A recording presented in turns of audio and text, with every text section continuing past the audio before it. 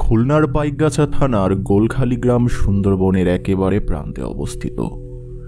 বড় নদী কপোতাক্ষীর পাড়ে বড় গ্রাম গোলখালী, পুরো নাম সিংয়ের গোলখালী। গ্রামবাসী অধিকাংশ মানুষই গৃহস্থ, হাল বলদ আছে, চাষাবাদ করে। মাছের অভাব নেই, কাঠেরও অভাব নেই। কিছু কিছু লোক অতি দরিদ্র, তারা বাওয়ালি ও মৌয়াল।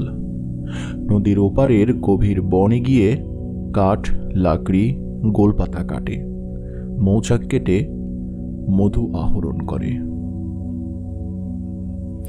এই গ্রামের কেউ কেউ বনে কাজ করতে গিয়ে বাঘের এমনকি মুখোমুখি হয়েও রক্ষা পেয়ে এসেছে। কিন্তু বাংলা 1352 সালে একটি বাঘ যখন গোলখালী গ্রামেই একের পর এক মানুষ মারতে থাকে, গৃহস্থের হালের বলদ খেয়ে ফেলতে থাকে, তখন অসহায় গ্রামবাসীগণের মধ্যে মহা আতঙ্কের সৃষ্টি হয়ে যায়। বাঘ প্রথমে নিয়ে যায় একটি গরু, হালের বলদ। দুপুরের পরে জঙ্গলের ধারে খুঁটিতে রেখেছিল এক গৃহস্থ। সন্ধ্যার আগক্ষণে গোয়ালে আনতে গিয়ে দেখে গরু নেই, দড়িটা ছেঁড়া। এক জায়গায় রক্ত দেখে তার মনে সন্দেহ হয়। গ্রামের লোকজন সহ হইচই করতে করতে জঙ্গলে ঢুকে আন্দাজে 100-2 হাত ভেতরে আধা খাওয়া বলদ খুঁজে পায়। তারা বলদের সেই অর্ধেকটাকেই টেনে খোলা জায়গায় এনে গর্ত করে পুঁতে রাখে। গোলখালীর মানুষ সেই প্রথম গ্রামে বাঘের উপস্থিতি জানতে পারে। এই ঘটনার অনেক বছর আগেও একবার গ্রামের প্রান্ত থেকে বাঘে গরু নিয়ে গিয়েছিল, কিন্তু তখন গরু পর্যন্তই। বাঘ কোনো মানুষকে আক্রমণ করেনি। এ বছর সেটির ব্যতিক্রম ঘটল। উক্ত ঘটনার পরের দিন একজন লোক নিজেরই প্রয়োজনে শুকনো ডাল কাটার জন্য গ্রামের জঙ্গলে যায়। বাঘ যেখান থেকে গরু নিয়ে গিয়েছিল সেই এলাকায় নয়, গ্রামের সামনে নদীর ধারের কতকটা খোলা জঙ্গলে কাছেই মানুষের চলাচল ছিল। মাটিতে দাঁড়িয়েই উপরের ডাল কেটে কেটে জমা করছিল সে। হঠাৎ চিৎকার করে ওঠে।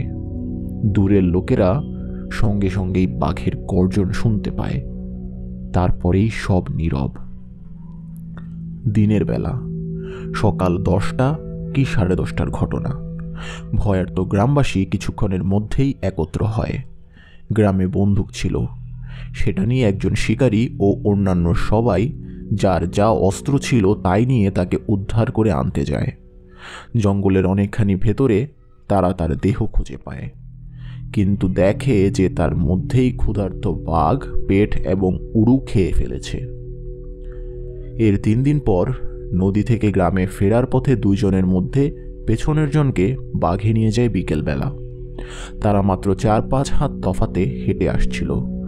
হাঁটু সমান হুদলতার জঙ্গল, সেই হুদবন পার হয়ে একটু খালি জায়গা, তারপরেই আবার একটা মাঝারি আকারের হুদো ঝোপ। আগের জন ঝোপ পার হয়ে মাত্র কয়েক হাত গিয়েছে, এমন সময় হঠাৎ হুঙ্ক করে ভয়ঙ্কর গর্জন। সে ভয়ে উপুড় হয়ে মাটিতে পড়ে যায়। সে অবস্থায় পেছনে ফিরে দেখতে পায় সঙ্গের জনকে মুখে করে ঝোপের ভেতরে নিয়ে যাচ্ছে বিশাল বড় একটা বাঘ।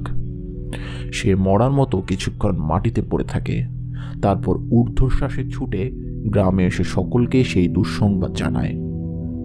মিনিট 30-40 মধ্যেই বন্দুক হাতে গ্রামের 2জন শিকারী সহ অন্যান্যরা অস্ত্রশস্ত্র নিয়ে হইচই করতে করতে ঘটনাস্থলে পৌঁছায়।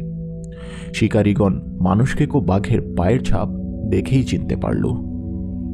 নদীর পাড় থেকে 2জনকে আসতে দেখে বাঘ আগেই ঝোপের মধ্যে শুয়েছিল। কাছে আসা মাত্র হুঙ্কার দিয়ে পেছনের জনকে ধরে। গ্রামবাসীগণ হইচই এবং চিৎকার করতে করতে জঙ্গলের ভেতরে অগ্রসর হয়। খুব সাবধানে আর ভয়ে ভয়ে এগুতে হচ্ছিল, তাই মাত্র 100-2 হাত যেতেই অন্ধকার হয়ে যায়। তখন তারা বাধ্য হয়ে আবার গ্রামে ফিরে আসে। পরের দিন সকালে গ্রামবাসীরা আবার দল বেঁধে শিকারীর পেছন পেছন লাশ উদ্ধার করতে চায় এবং জঙ্গলের অনেক ভেতরে গিয়ে মৃতদেহটি খুঁজে পায়। পেট, উরু, কোমর ও বুকের প্রায় সবকিছুই খেয়ে ফেলেছে। তারা হাড়গোড় এবং দেহের বাকি অংশ কাপড়ে জড়িয়ে এনে গোসল দিয়ে জানাজা পড়ে দাফন করে। এবং বাঘের মুখে পরপর 2 জন মানুষের মৃত্যু সংবাদ কপোতাক্ষী ফরেস্ট অফিস ও বুড়িগোলালিনী ফরেস্ট রেঞ্জ অফিসে জানায়। কয়েকজন শিকারী সঙ্গে সঙ্গে গোলখালি আসেন। গ্রাম এলাকা বলে শিকারীদের এখানে কতগুলো সুবিধা ছিল, যেমন গাছতলায় গরু বা ছাগল বেঁধে রেখে মাচাতে বসে রাত্রে বাঘ মারার চেষ্টা করা বা গ্রামবাসীদের কাছ থেকে প্রয়োজনীয় সাহায্য সহযোগিতা। এই ব্যবস্থা গ্রহণের পরেও বুড়ি গোলালিনীর বন কর্মকর্তা নিশ্চিত হতে পারলেন না। বিশেষ লোক মারফত আমাদের গ্রামের বাড়িতে আমার বাবা সুন্দরবনের শ্রেষ্ঠ শিকারী মেহের গাজীকে খবর পাঠালেন। বাবা চাকরি করতেন না, কিন্তু বন দফতরের সঙ্গে সংশ্লিষ্ট থেকে শিকার করতেন। সুন্দরবনের কোনখানে মানুষখেকো বাঘের উপদ্রব হলেই তা বাবাকে খবর দেওয়া হতো। তিনি গিয়ে সেই বাঘ মেরে বন দফতরের ঘোষিত নগদ পুরস্কার নিতেন। ইতিপূর্বে একটি মানুষখেকো বাঘের জন্য পুরস্কার ছিল তৎকালীন 200 টাকা, কিন্তু গোলখালির বাঘ বিভীষিকা সৃষ্টি করে ফেলায় এবং বলতে গেলে গোটা গ্রামকেই একেবারে অচল করে দেওয়াতে বন দফতর থেকে সরাসরি 300 টাকা ঘোষণা করা হয়। মানুষখেকো বাঘের কথা একবার শুনলে বাবা আর ঘরে থাকতে পারতেন না। আমাদের বাড়ি সোরা গ্রামে, শ্যামনগর থানায়, আর সিংয়ের গোলখালি পাইকগাছা থানায়, কিন্তু উভয় গ্রামে থানার সীমান্তবর্তী হওয়াতে 2 গ্রামের মধ্যে দূরত্ব 2.5 মাইলের বেশি নয়। যেতে হয় কপোতাক্ষী নদী পার হয়ে। বাবা সেই মুহূর্তেই বন্দুক আর ছড়রা বারুদ নিয়ে বের হলেন। দোনলা গাদা বন্দুকটি তিনি কিনেছিলেন এবং সেই অত্যন্ত নির্ভরযোগ্য বন্দুকটি দিয়েই তিনি জীবনের অধিকাংশ প্রায় 50টা রয়্যাল বেঙ্গল বাঘ মেরেছিলেন। আমি আর চাচা, মানে আমার বাবার ছোট ভাই, তিনিও নামকরা শিকারী ছিলেন, নাম নিজামদি গাজী। তৈরি হতে হতে বাবা বন্দুকের 2 নলি ভরে ফেললেন। তারপর মাকে কোনো কিছুই না জানিয়ে তক্ষুনি রওনা হলেন। বিকেল 3টে নাগাদ আমরা কপোতাক্ষীর তীরে গিয়ে পৌঁছলাম। নদী পার হতে হতে মাঝির কাছে শুনলাম যে গত রাতেই গোলখালির এক গৃহস্থের গোয়াল থেকে একটা বাঘ গরু নিয়ে গিয়েছে।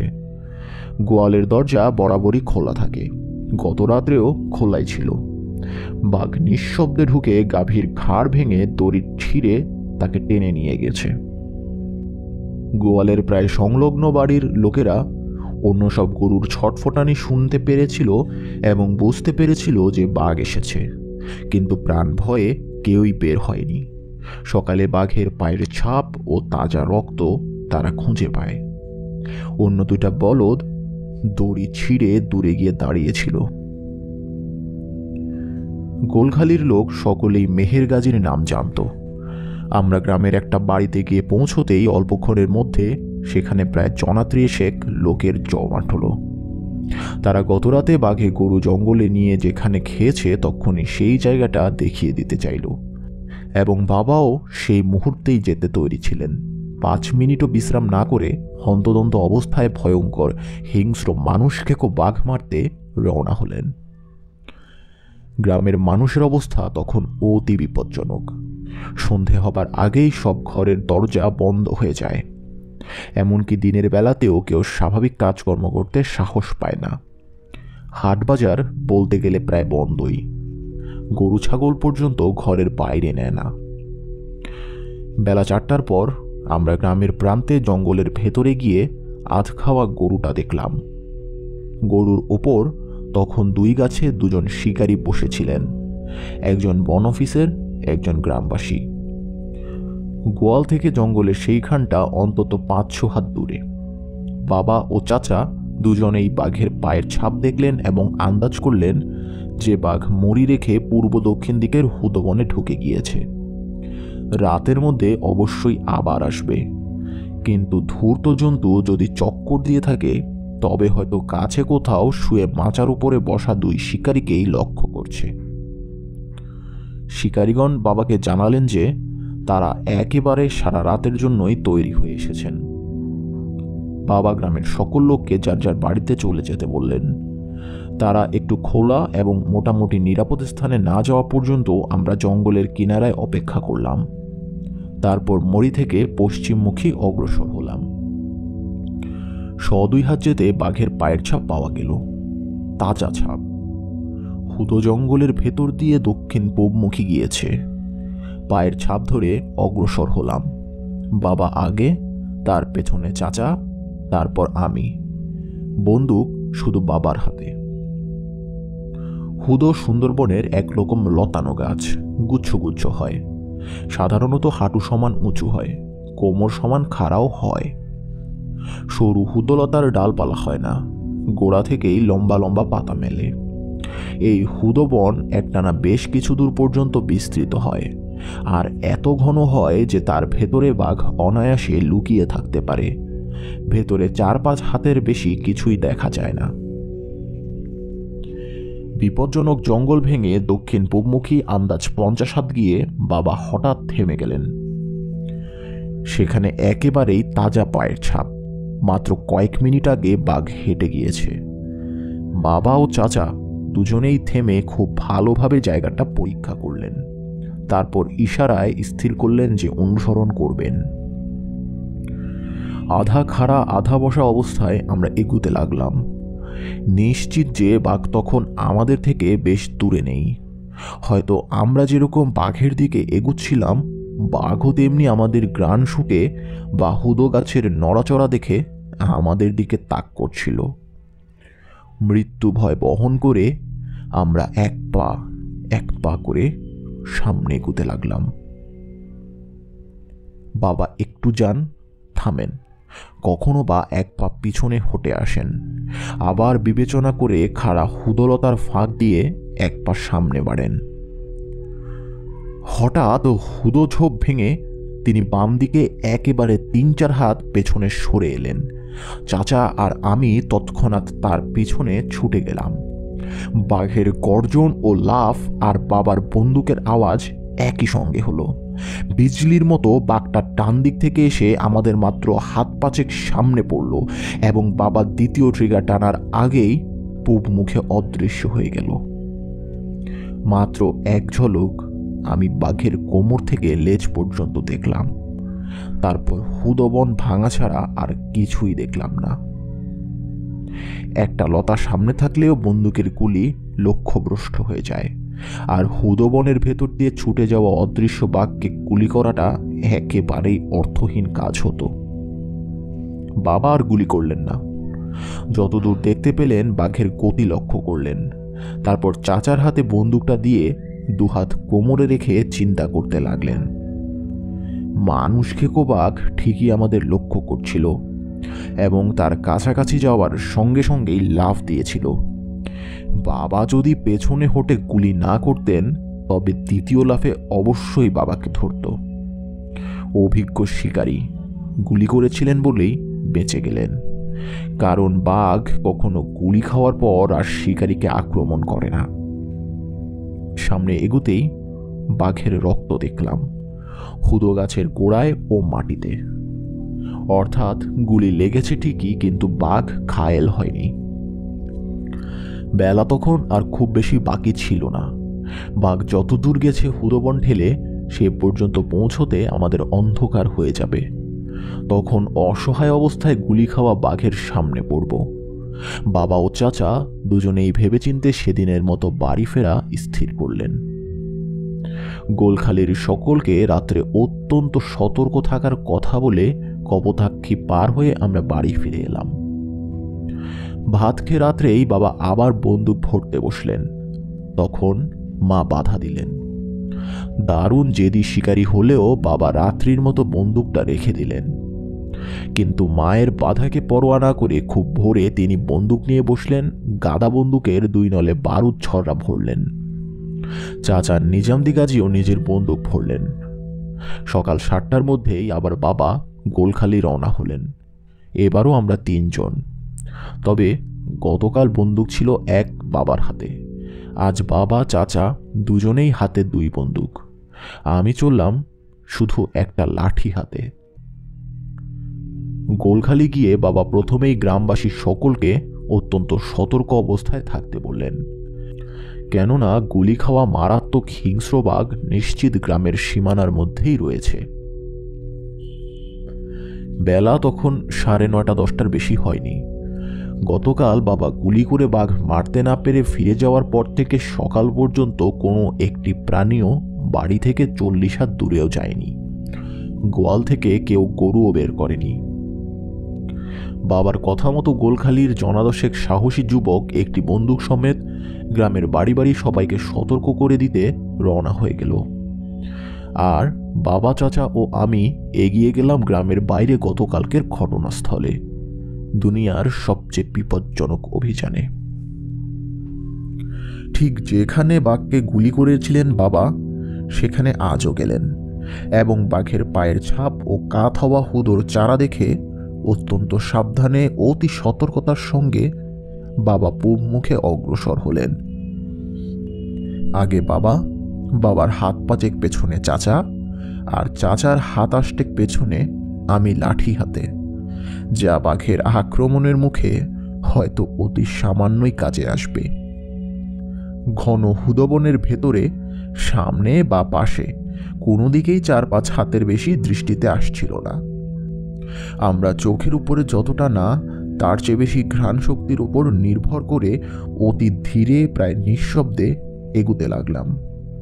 একটা কাঁচা পাতা নড়ারও শব্দ তখন সঠিকভাবে শুনতে পাচ্ছিলাম। বাবার কালকের গুলি খুব কার্যকরভাবে না হলেও বাঘের গায়ে লেগেছিল এবং অবশ্যই বাঘ আহত হয়েছে। তিনি বুকে গুলি করেছিলেন, সেগুলি নিশ্চয়ই কাঁধ বা ঘাড়ের চামড়া ভেদ করে গিয়ে থাকবে। অনুসরণ করতে করতে স্থানে স্থানে আমরা মাটিতে আর হুদো পাতায় জমাট রক্ত দেখতে পেলাম, কিন্তু কোনোখানেই খুব বেশি পরিমাণে নয়, ফোঁটা ফোঁটা।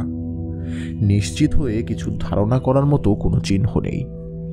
খুব জখম হলেও দ্রুত বেগে ধাবমান বাঘের দেহ থেকে যথেষ্ট রক্তক্ষরণ না হতে পারে। আবার কেবলমাত্র গুলি যদি চামড়া ভেদ করে গিয়ে থাকে, সেক্ষেত্রেও এরকম হতে পারে। তবে সম্ভবত বাঘ যেখানে গিয়ে আশ্রয় নিয়েছিল আজ সেখানেই শুয়ে রয়েছে। 2 ঘন্টায় আমরা সামান্যই এগুতে পারলাম।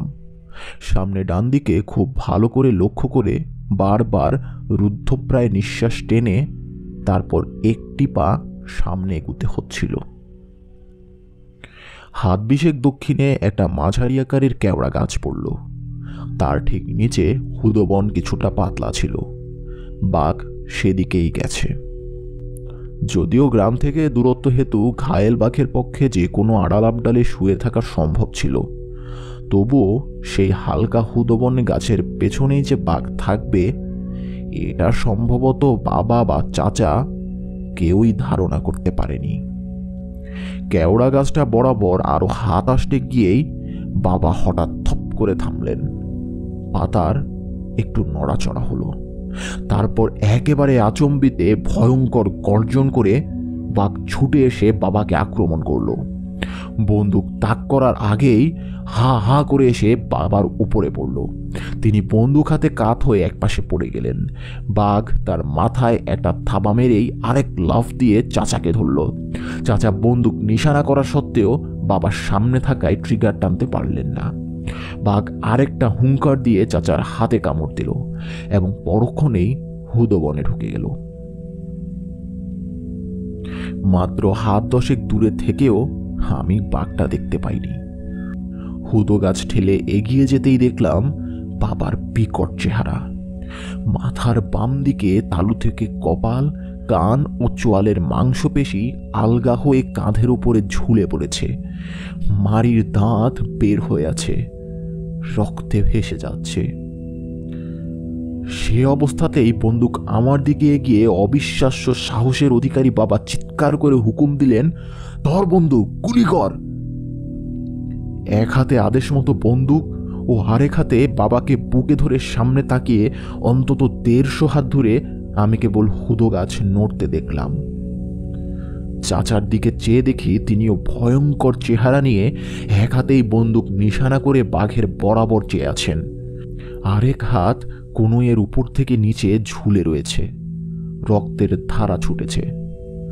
বাবা ও চাচা দুজনকেই অতি কষ্টে ধরে হুদবন ও জঙ্গল পার করে গোলখালি গ্রামে নিয়ে এলাম। গ্রামের যে যতদূর পারল সাহায্য করল, সাধ্যেরও বেশি করল। 1 মিনিটেরও কম সময়ের মধ্যে সুন্দরবনের 2 বিখ্যাত শিকারী ভাইয়ের জীবনে জ্যোতি নেমে এলো। দীর্ঘ 3 মাস চিকিৎসাধীন থাকার পর আমার বাবা মেহের গাজী সেরে উঠলেন এবং তারপরেও আরও 5টা বাঘ মেরে শেষ পর্যন্ত সুপতির মানুষ খেকো বাঘের কামড়ে মারা যান। আর চাচা নিজামদি গাজী এরপর যদিও আরও 18 বছর জীবিত ছিলেন, তবুও এক হাতে আর বাঘ মারতে পারেননি। চাচাকে সেদিন শ্যামনগর থানার সরকারি ডাক্তারখানায় নিয়ে যাওয়া হয়। সেখানে সুধীর ডাক্তার অপারেশন করে কনুইয়ের উপর থেকে তার হাত কেটে বাদ দেন। বাবাকে বাড়িতেই চিকিৎসা করেন আমাদের মুন্সিগঞ্জের এক ভদ্রলোক। তিনি বাঘের কামড়ের বনজ চিকিৎসা জানতেন। পুরো 3 মাসে তিনি ভালো হন, কিন্তু ঘা শুকিয়ে চামড়া কুঁচকানোর ফলে বাবার সুন্দর চেহারা বিকৃত হয়ে যায়। তিনি পুরো মুখ হা করে ভাতের নলা মুখে দিতে পারতেন না। অতি কষ্টে নরম ও তরল খাবার খেতেন। সামনের 2 পায়ের থাবায় অবিশ্বাস্য শক্তি ধরে বাঘ। চকিতের মধ্যে বাবার মাথায় একটা থাবা মারতেই খুলির অংশ, কান ও চোয়ালের মাংসপেশি সব আলগা হয়ে যায়। 12 দিন পর বাবার জীবনের আশঙ্কা দূর হয়। আমাদের শিকারী পরিবার, তাই গোলখালির বাঘ মারার জন্য আমাদের দায়িত্ব চলে যায়নি। তাছাড়া সুন্দরবনের মহাবীর মেহের গাজীকে তার ভাইসহ জখম করেছে গোলখালির বাঘ। এখন তার চূড়ান্ত মোকাবিলা না করে আমরা পারি না, কেননা পরিবারের সকলেই আমরা বন্দুক ধরতে জানি। 12 দিনের দিন আমার ছোট দাদা অর্থাৎ বাবার চাচা ইসমাইল গাজী এবং আমার 2 চাচা আতাবদি গাজী ও মাদার গাজী গোলখালি রওনা হলেন। আমিও সঙ্গে চললাম। কপোতাক্ষী পার হয়ে সেই গ্রামে গিয়ে দাদা কিছুক্ষণ গ্রামবাসীগণের সঙ্গে কথা বলে বাঘের সন্ধান নিলেন। সেই মানুষ খেকো বাঘ 12 দিনে আরও 1জন মানুষ ও 2টো গরু খেয়েছে। গ্রামের কেউ মৃতদেহ বা গরু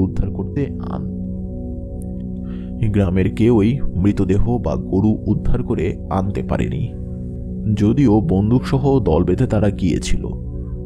এদের মধ্যে একজন একদিন দুপুরবেলা বাজার থেকে ফেরার পথে দূরে হুদবনের ভেতর বাঘের গোঙানি শুনতে পেয়েছিল। সে প্রাণ ভয়ে ছুটে কোনো রকম বাড়ি ফিরে আসে। যতদূর ধারণা করা গেল, বাঘ তখনও গোলখালি গ্রামেই ছিল, জখম শুকায়নি, যদি গোঙানির আওয়াজ শোনার কথা ঠিক হয়ে থাকে তবে। বাবা ও চাচাকে কামড়ানোর পরে গ্রামবাসীরা তো বটেই, শিকারীদের মধ্যেও এমন আতঙ্ক ছড়িয়ে পড়েছিল যে হুদবনে বাঘের অবস্থান জানা সত্ত্বেও কেউ আর সেই বাঘ মারার জন্য কাছে যেতে সাহস পায়নি। মৃত্যুরূপ মানুষ খেকোর উপস্থিতি সত্ত্বেও এর মধ্যেই গ্রামবাসীদের মধ্যে কিছু কিছু দৈনন্দিন কাজকর্ম শুরু হয়েছিল। হাট বাজার, কৃষিকাজ ও চলাফেরা না করে কোনো মানুষ বেঁচে থাকতে পারে না, কিন্তু আসরের ওয়াক্ত হয়ে গেলে তখন সকলেই যার যার ঘরের দরজা বন্ধ করে দিত এবং প্রাণে ভয় বহন করে তারা রাত্রে ঘুমানোর চেষ্টা করত।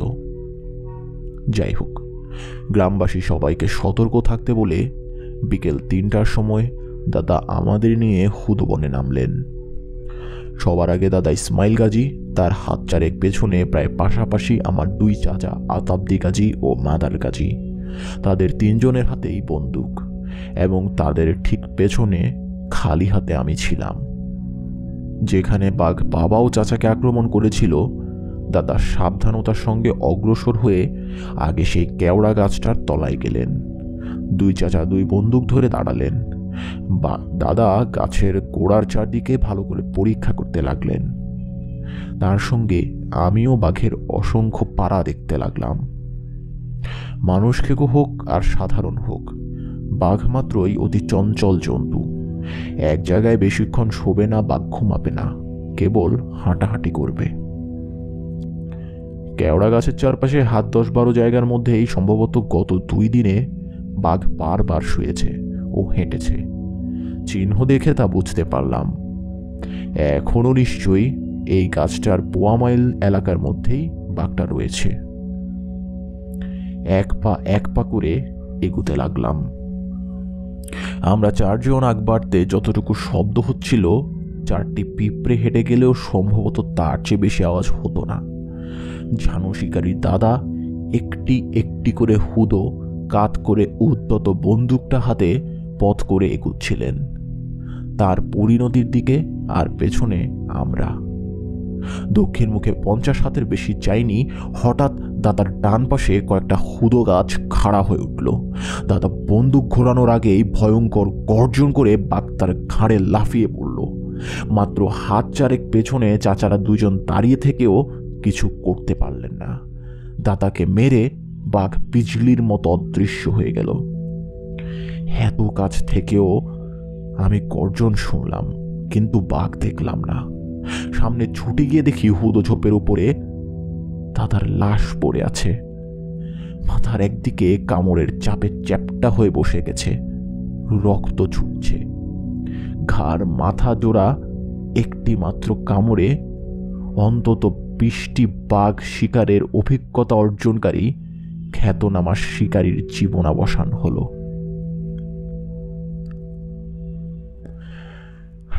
দাদার লাশ বহন করে গোলখালির লোকদের আরও বিভীষিকাময় পরিস্থিতিতে ফেলে রেখে আমাদের গ্রামে ফিরতে হলো। ব্যাপক বাড়িতে হাহাকার পড়ে গেল। দুর্বল ও তখনও শয্যাগত বাবা আহত যোদ্ধার মতো মোচড় দিয়ে উঠে দাঁড়ালেন। পর মুহূর্তে ইসমাইল কাজীর চূর্ণ বিচূর্ণ মাথা বুকে ধরে শিশুর মতো কাঁদতে লাগলেন। চারপাশের কয়েক মাইল এলাকার মধ্যে এমন কথাও ছড়িয়ে পড়ল যে সিংয়ের গোলখালির মানুষ খেকো বাঘ মারার ক্ষমতা কোনো মানুষের নেই। অনেকে, বিশেষ করে মেয়ে লোকেরা, বিশ্বাস করেই বলতে লাগলো যে এটা বাঘ নয়, বাঘের রূপ ধরে এক নরখাতক প্রেতাত্মা এসেছে। বন্দুকের গুলি তার গায়ে লাগে না। কিন্তু দীর্ঘদিনের ভয়ার্ত লোকে যাই বলুক না কেন, আমরা তো জানতাম যে সেটা বাঘ। হুদবনের গভীর আচ্ছন্নতা ও আত্মগোপনের অবাধ সুযোগ পেয়ে এতদিন ধরে ক্রমাগত মানুষ মেরে যাচ্ছে। কোনো না কোনো শিকারীর গুলিতে সে মারা পড়বেই। কিন্তু এখন এই মুহূর্তে আর কে আছে যে তাকে মারতে যাবে? দাদার মৃত্যুর পরও 16 দিন পার হয়ে গেল। এর মধ্যে গোলখালি গ্রামের আরও একজন মারা পড়েছে। বনে আমরা সেই খবর পাই। গরু কয়টি গেল তা জানার মতো মানসিক অবস্থা আর আমাদের ছিল না। ততদিনে বাবা অনেকটা সুস্থ হয়ে উঠেছেন। অন্যের কাঁধে ভর দিয়ে একটু একটু হাঁটতে পারেন, কিন্তু হেঁটে আর কোনোখানে নয়। কেবল তার চাচা ইসমাইল গাজীর কবরের পাশে গিয়ে বসে থাকেন। হঠাৎ একদিন দুপুরবেলা বাবা আমাকে ডাকলেন। কাছে যেতেই মাকে ইশারা করলেন বন্দুক বের করতে। মা দোনলা গাদা বন্দুকটি বের করে দিতেই বাবা সেটি আমার হাতে তুলে দিলেন। বললেন, ধরো। 2 হাতে বন্দুকটি নিয়ে সামনে দাঁড়ালে তিনি বললেন, যাও, তুমি ছাড়া আর কেউ এই বাঘ মারতে পারবে না। সুন্দরবনের সর্বকালের সর্বশ্রেষ্ঠ বাঘ শিকারী আমার বাবা মেহের গাজী তার জীবনের হাতিয়ার ও অন্তরের দোয়া আমাকে দিলেন। হাতে আন্দাজ করে বারুদ নিয়ে বললেন, ভরো। আমি বারুদ ভরলাম। পাট নিজ হাতে দলা করে দিয়ে বললেন, ভরো। পাট ভরলাম। তারপর গুনে গুনে ছড়রা দিলেন। আমি ছড়রা ভরলাম। সবশেষে আবার পাটের দলা ভরলাম। ক্যাপ পকেটে নিলাম। ছোট ভাইকে সঙ্গে নিয়ে যখন বাড়ি থেকে গোলখালির উদ্দেশ্যে রওনা হলাম, তখন বেলা আন্দাজ 2টোর কাছাকাছি। একবার পেছনে তাকিয়ে দেখলাম ঘরের বারান্দায় মার কাঁধে ভর দিয়ে বাবা আমাদের দিকে চেয়ে আছেন। আমার বয়স তখন 18-19 বছর। বাবা ও চাচার সঙ্গে গিয়ে ইতিমধ্যে আমি 4টি বাঘ মেরেছি, কিন্তু তাদের কোনোটি মানুষ খেকো ছিল না, ছিল সাধারণ বাঘ। সিংয়ের গোলখালির মানুষ খেকো শিকার করতে বাবা ও দাদার সঙ্গে যে 2বার আমি গিয়েছিলাম, প্রতিবার এই ভয়ঙ্কর অভিজ্ঞতা নিয়ে ফিরেছি। আর এবার যেদি বাপের হুকুমে বলতে গেলে অনভিজ্ঞ আমি যাচ্ছি গোলখালির বিভীষিকার মোকাবিলা করতে, কিন্তু তবুও আমার মনে কোনো ভয় ছিল না। যত ভয়ঙ্করই হোক না কেন, বাঘকে ভয় করলে আমাদের চলে না। বেলা 4টায় গোলখালি পৌঁছালাম। গিয়েই শুনলাম গত রাত্রে বাঘ এক গৃহস্থের গোয়াল থেকে একটি বাছুর নিয়ে গিয়েছে। গোয়ালের দরজা খোলা ছিল। বাঘ নিঃশব্দে ঢুকে বাছুর মুখে তুলে প্রায় 2 আনা মাইল দূরে হুদবনে গিয়ে খেয়েছে। রাত্রে বাড়ির লোকেরা বাঘের কোনো গর্জন শোনেনি, কোনো আওয়াজও পায়নি। সকালে গোয়ালে গিয়ে বাঘের পায়ের ছাপ ও রক্ত দেখতে পেয়েছে। সেদিন গোলখালিতে বন বিভাগের একজন কর্মকর্তা এবং আরও 2 জন শিকারী ছিলেন। তারা গোলখালি গ্রামের আরও একজন বন্দুকধারী সমেত সেই হুদোঝোপের ভেতরে আধখাওয়া বাছুরটি খুঁজে পান। তারপর আর অগ্রসর না হয়ে রাত্রে বাছুরের উপর বসবেন বলে স্থির করে গ্রামে ফিরে আসেন। আমি যেতে এবার মোট শিকারীর সংখ্যা হলো 5, যদিও তখন পর্যন্ত সত্যিকারের শিকারী আমি হইনি। আমরা স্থির করলাম বাঘের সম্ভাব্য আসার পথে এবং আধখাওয়া বাছুরের উপর বিভিন্ন সুবিধাজনক স্থানে আমরা বসব। বেলা 5টার সময় প্রায় 20-25 জন সাহসী গ্রামবাসী সহ আমরা হুদবনে ঢুকলাম। যেখানে নিয়ে বাছুর খেয়েছে সেখানে হুদোজপ ছিল অপেক্ষাকৃত পাতলা। বাছুরের প্রায় 4 আনা খেয়েছে। কাজেই বাঘ রাত্রে যে আবার আসবে তা একেবারেই নিশ্চিত। কোনো রকম বাধা না পেলে বাঘ তার শিকারের কিছুই ফেলে যায় না। হুদবন একটানা নিচু হলেও কোথাও 1-2টি, কোথাও একসঙ্গে কয়েকটি এরকম বেশ বড় গাছ ছিল। অন্যান্য শিকারীরা কেউ একা, কেউ একজন সঙ্গী নিয়ে যার যার সুবিধা মতো গাছে বসলেন। তাদের মধ্যে একজন ছিলেন বন বিভাগের কপোতাক্ষী অফিসের ডেপুটি রেঞ্জার। কপোতাক্ষী গোলখালি থেকে নিকটবর্তী বন অফিস। আমি বসলাম বাছুটা থেকে 15 হাত দূরে একটা কেওড়া গাছে। ছোট ভাই আমার নির্দেশ মতো আমার মাথার হাতচার উপরে একটি গাছের ডালের সঙ্গে তার কোমর বেঁধে নিল, আর মাটি থেকে 9 হাত আন্দাজ উপরে আমি যেখানে বসলাম সেখান থেকে কয়েকটি ডাল একসঙ্গে বের হয়েছিল, যার ফলে আমি বেশ ভালো আড়াল করেই বসতে পারলাম। আমরা শিকারীরা সবাই গাছে উঠলে ডেপুটি রেঞ্জার সাহেবের নির্দেশে গ্রামবাসীর লোকজন সবাই হইচই করতে করতে যার বাড়িতে ফিরে গেল। 4 জন শিকারী নিজ নিজ পছন্দ অনুযায়ী গাছে বসেছিলেন। বাঘ আসার সম্ভাব্য দিক অনুমান করে এবং বাঘ দেখার ও গুলি করার সুবিধা বিবেচনা করে একজন থেকে আরেকজন প্রায় 50 থেকে 100 হাত দূরে দূরে ছিলেন। আমি যে বাছুরটার মাত্র 15 হাত দূরে কেওড়া গাছে বসেছিলাম তা ছিল একেবারেই ঘটনাক্রমে। আমার কোনো বিশেষ পছন্দ অনুযায়ী নয়, আর কোনো শিকারী সেই গাছে বসেননি। আধখাওয়া বাছুরটা তখন আমার গাছ থেকে দক্ষিণে আমার পেছনে, অর্থাৎ উত্তর দিকে। গোলখালির শেষ বসত বাড়ি, বাছুর যার সেই গৃহস্থের বাড়ি, আমার গাছ থেকে তার ঘরের চাল দেখা যাচ্ছিল। বাছুরটা থেকে হাত 30 দক্ষিণে একটি ছোট্ট খাল ছিল। আগেই বলেছি সমস্ত জায়গাটা ছিল একটানা হুদবন, হাঁটু সমান, কোথাও কোমর সমান। স্থানে স্থানে কেবল বিচ্ছিন্ন বড় মাঝারি গাছ। শিকারীরা কে কোন গাছে ছিলেন তা প্রত্যেকেরই জানা ছিল। বাঘ সম্পূর্ণ সম্ভাবনায় দক্ষিণ দিক থেকে আসবে সে আন্দাজেই সবাই গাছ বাছাই করেছিলেন। আর এই রাত্রে যদি আসে তাহলে 5 জনের যে কোনো একজনের হাতে মারা পড়বে, অন্তত আরেকটা গুলি খাবেই। অল্পক্ষণের মধ্যেই সমস্ত সিংয়ের গোলখালি গ্রামে ও হুদবনে অন্ধকার নেমে এলো। পেছনে তাকিয়ে দেখলাম গ্রামে একটি বাতিও জ্বলেনি। অন্ধকার ও নীরবতার মধ্য দিয়ে প্রায় 1 ঘন্টা সময় কাটল। তখন পূব আসমানে ভরা চাঁদ উঠল, আর আলোর সঙ্গে সঙ্গে বনের মধ্য দিয়ে যেন একটা শিহরণ খেলে গেল। প্রায় সঙ্গে সঙ্গে সমস্ত হুদবন লণ্ড ভণ্ড করে বাতাস ছুটল। এর ফলে একটা অসুবিধে দেখা দিল যে বাঘ কাছাকাছি এলেও আমরা তার আওয়াজ শুনতে পাবো না। এক চাঁদের আলোর উপর নির্ভর করতে হবে, কিন্তু আলো তখনও তির্যক ছিল বলে বাছুরটার কাছে যথেষ্ট আলো পৌঁছয়নি। প্রায় 40 মিনিট পরে ধীরে ধীরে বাতাস থেমে গেল। তখন আবার পাতা নড়ার শব্দ আমি পরিষ্কার শুনতে পেলাম। আন্দাজ 9টার সময় অনেকটা দূরে টাই টাই করে হরিণের ডাক শুনে সচকিত হয়ে উঠলাম, কিন্তু তারপরেই আবার নীরবতা। 10টার দিকে বন ফাটিয়ে চাঁদ এলো প্রায় মাথার উপরে।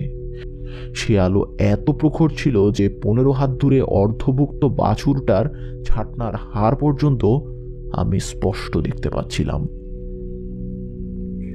উজ্জ্বল আলোতে পরের 2 ঘন্টা নিস্তব্ধতার মধ্যে কাটিয়ে ক্লান্ত হয়ে আমি যখন প্রায় আশা ছেড়েই দিয়েছিলাম যে বাঘ আর আসবে না, ঠিক তখন রাত প্রায় 12টার সময় দক্ষিণের ছোট্ট খালে ঝপ ঝপ করে 2 বার শব্দ হলো।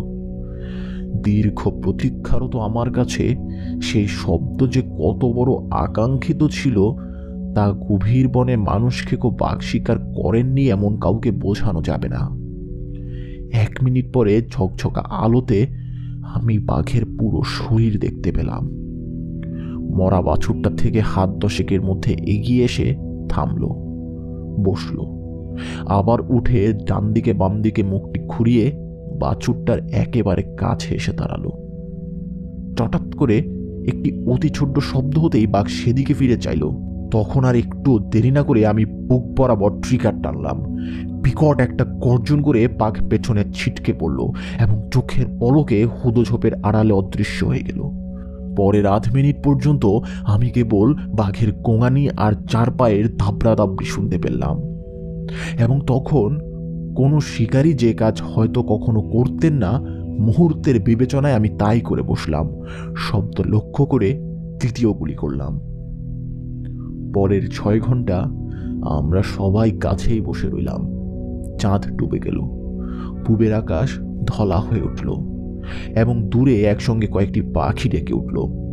আমি, আমার ভাই বা শিকারীদের মধ্যে কেউই তখনও পর্যন্ত নিশ্চিত জানতে পারেনি যে বাঘ মরেছে নাকি আবার হুদবনেই অদৃশ্য হয়ে গিয়েছে। সূর্য উঠলে তখন 4 জন শিকারী গাছ থেকে নেমে অতি সতর্কতার সঙ্গে এগিয়ে এলেন। আমিও নামলাম। সঙ্গীদের পেছনে থাকতে বলে আমরা 5 জন শিকারী একসঙ্গে বাঘ সন্ধান করতে অগ্রসর হলাম, যদিও আমার গাদা বন্দুকে তখন আর গুলি ছিল না। মাছির ভন ভন কানে আসতেই বুঝতে পারলাম গুলি রাত্রে ঠিকই লেগেছিল। এবং একটু পরে বাঘকে টেনে খোলা জায়গায় আনার পর দেখলাম যে আমার 2য় গুলিও বাঘের পাঁজরেই লেগেছে। সেখানেই মাপা হলো 10.5 ফুট লম্বা বুড়ো বাঘ। যেই তটাৎ শব্দের জন্য আমি বাঘের বুকে গুলি করার একটা সুযোগ পেয়েছিলাম, সেটা ছিল জোংড়ার মুখ খোলার আওয়াজ। রাত্রির নীরবতায় শামুকের অত ছোট্ট শব্দও আমি স্পষ্ট শুনতে পেয়েছিলাম। 8 ঘন্টার মধ্যেই সিংহের গোলখালি গ্রাম শূন্য হয়ে মেয়ে, পুরুষ, ছেলে, বুড়ো সব লোক হুদবনে ছুটে এলো। চিৎকার, গালিগালাজ, ক্রোধ প্রকাশ ও উল্লাসধ্বনি করতে করতে তারা বাঘের 4 পা বেঁধে বয়ে নিয়ে গেল সেই গৃহস্থের বাড়িতে। দীর্ঘদিনের ত্রাস সৃষ্টিকারী ভয়ঙ্কর হিংস্র শত্রুর নিধনের আনন্দ ও পুত্রহারা পিতামাতার হাহাকারে সিংহের গোলখালি গ্রামের বাতাস ভারী হয়ে উঠল। শিকারী ভাইদের কাছ থেকে বিদায় নিয়ে গোলখালি গ্রামবাসীদের আন্তরিক সহায়তায় কপোতাক্ষী নদী পার হয়ে 2.5 মাইল দূরবর্তী সোরা গ্রামে আমাদের বাড়িতে ফিরে এলাম। বাড়িতে আমরা সবাই মিলে আমাদের উঠানে গোলখালির বাঘের চামড়া ছোলাই করলাম। আগেই বলেছি যে বাঘটা ছিল বুড়ো, কয়েকটা দাঁত ছিল না। বাবার গুলি বাঘের কাঁধের নিচের চামড়া ও অনেকখানি গোশত ভেদ করে গিয়েছিল এবং পচনও ধরেছিল। সেখানেই মাছি ভন ভন করছিল। এই আমার জীবনের প্রথম মানুষ খেকো বাঘ শিকারের কাহিনী। বন দফতরে গোলখালির বিভীষিকা এই বাঘের চামড়া জমা দিয়ে পুরস্কারের তৎকালীন 300 টাকা পুরোপুরি এনে আমি বাবার হাতে তুলে দিয়েছিলাম। বাবা তখনও শয্যাগত, ধীরে ধীরে সুস্থ হয়ে উঠছিলেন।